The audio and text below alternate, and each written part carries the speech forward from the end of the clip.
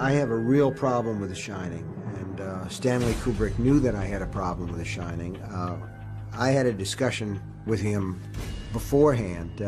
He said, "Stephen, Stanley Kubrick here. Don't you agree that all stories of ghosts are fundamentally optimistic?" I said, "What do you mean?" And he said, "Well, if there are ghosts, it means we survive death, and that's fundamentally an optimistic view, isn't it?" And I said, "Well, Mr. Kubrick, what about hell?" And there was a long pause on the telephone line, and then he said in a very stiff and very different voice, "I don't believe in hell."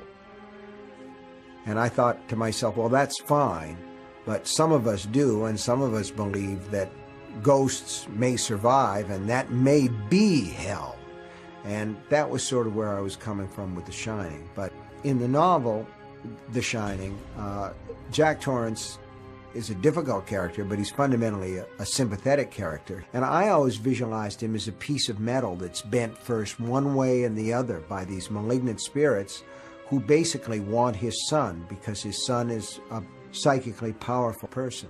So I saw these all as warm characters, characters that were being threatened by forces from without, from ghosts, from real supernatural creatures. And the film is extremely cold. Stanley Kubrick saw The Haunting as coming from Jack Torrance, from the Jack Nicholson character, whereas I always saw it from outside. So we had a fundamental difference of opinion about it. I always thought that the real difference between my take on it and Stanley Kubrick's take on it was this. In my novel, the hotel burns. In Kubrick's movie, the hotel freezes. It's a difference between warmth and cold.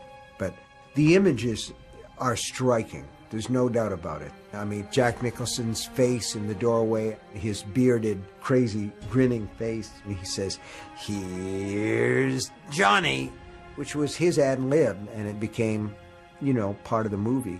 So the images are striking, but to me that's surface, it's not substance. So I used to describe The Shining, the film, as something like a beautiful car that had no engine.